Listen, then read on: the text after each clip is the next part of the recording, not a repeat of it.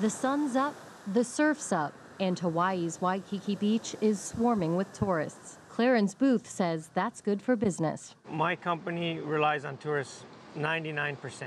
Booth runs one of the busiest surf shops on this shore and says the DPRK's latest threats of a merciless strike on the U.S. hasn't kept tourists away. I think the crazier the world gets, I hate to say it like this, but the better it is for Hawaii, because this is considered the safest tourist destination in the world. You know, it's very isolated. It's under the U.S. Government protection, and the people here are just so nice and so aloha. Hawaii is among the closest U.S. states to Pyongyang, so the islands will soon begin testing an attack warning siren, much like the one that rang out in Japan this week when one of Kim Jong-un's missiles flew overhead.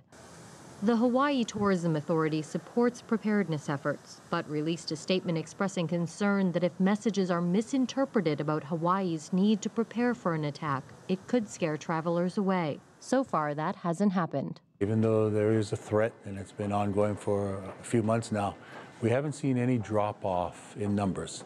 Hawaii is constantly updating emergency plans to address natural disasters like hurricanes or tsunamis. Tourism experts say a man-made threat is no different.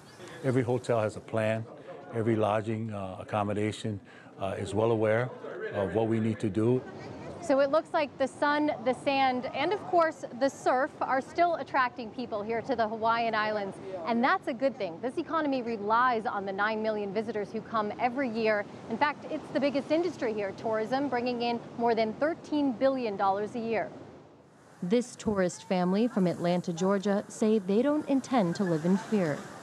Even if there was a threat, if this was why I intended to come, I would probably still come. There are a lot of threats out there. I mean, we live in a time where we could be on the mainland and something happen there. Threats of a strike may hang in the air, but Hawaii's tourists appear to be breathing easy. Patrice Howard, CGTN, Waikiki, Hawaii.